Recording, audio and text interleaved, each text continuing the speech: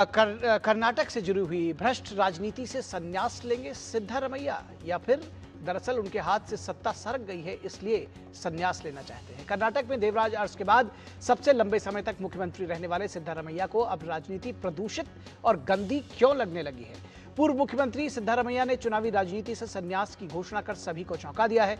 यह घोषणा उस समय आई है जब उनके समर्थक उनके अगले एक दशक तक सक्रिय चुनावी राजनीति में बने रहने का आग्रह कर रहे थे। वरुणा विधानसभा क्षेत्र का प्रतिनिधित्व करने वाले सिद्धारमैया ने स्पष्ट शब्दों में कहा है कि वे 2028 में दोबारा चुनाव नहीं लड़ेंगे। पिछले महीने कांग्रेस आलाकमान राहुल गांधी के कहने पर उन्होंने मुख्यमंत्री पद से इस्तीफा दिया था। उस समय सिद्धारमैया ने कहा था कि वे जनता की सेवा करते रहेंगे और कांग्रेस नेतृत्व द्वारा सौंपी गई हर जिम्मेदारी का निर्वहन करेंगे। लेकिन लगभग 2 महीने बाद एक फेसबुक पोस्ट में उन्होंने कहा कि राजनीति के बदलते स्वरूप ने उनके इस फैसले को प्रभावित किया है। उन्होंने लिखा कि राजनीति प्रदूषित हो गई है, इसलिए मैंने 2028 का विधानसभा चुनाव नहीं लड़ने का निर्णय लिया है। हालांकि मैं राजनीति में सक्रिय रहूंगा, जनता के साथ रहूंगा और उनका समर्थन करता रहूंगा।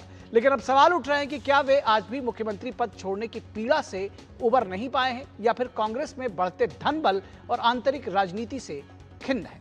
बीजेपी ने भी उनके इस फैसले और बयान को लेकर सवाल खड़े किए हैं। तो इस पूरी खबर पर बातचीत करने के लिए हम बात करेंगे। हमारे साथ हमारी संवाददाता ज्योति इस वक्त जुड़ी हुई हैं। ज्योति, किस तरह का ये परिवर्तन आप देख रही हैं? क्योंकि एक कहावत है कि खुद मियां फजीहत दीगरे नसीहत। मैं ये सीधे तौर पर सिद्धारमैया जी को तो नहीं कह रहा हूं, लेकिन बहुत सारे उनके जो पॉलिटिकल विरोधी हैं वो इस तरह की बातें सोशल मीडिया पर भी कह रहे हैं कि 3 बार इसी व्यवस्था में मुख्यमंत्री रहने के बाद अब वो व्यवस्था परिवर्तन की बात कर रहे हैं। एस निखिल जी, जो कर्नाटका के पूर्व मुख्यमंत्री सिद्धरामैया जी थे, कल उन्होंने बहुत ही सरप्राइजिंगली ऐलान किया कि 2028 अगले चुनाव में मैं भाग नहीं लूंगा, मैं राजनीतिक से ही संन्यास लूंगा। तो अगर हम सिद्धरामैया जी की पॉलिटिकल जर्नी देखते आए तो उनको क्या क्या उनके हिस्सा में मिलना था, सत्ता मिलना था, चाहे विरोध पक्ष का हो या फिनांस मिनिस्ट्री हो।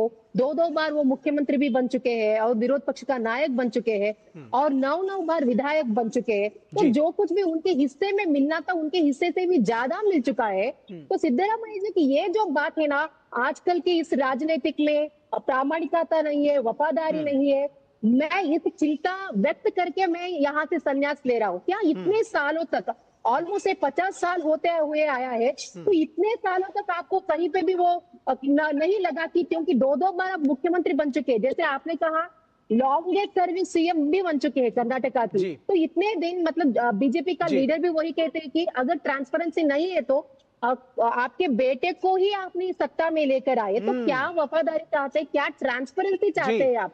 खुद आप सिस्टम में रहकर कुछ बदलाव नहीं ला पाए, तो सिस्टम के बाहर रहकर क्या बदलाव लेकर आएंगे? ऐसा सवाल राजनीतिक वलय में भी आ रहा है। लेकिन जी, निश्चित तौर पर सवाल उनसे पूछा जाता जाएगा कि राजनीति अगर प्रदूषित हो गई है तो इतने 5 दशकों तक वो खुद क्या करते रहे। बहुत शुक्रिया इस तमाम बातचीत के लिए ज्योति।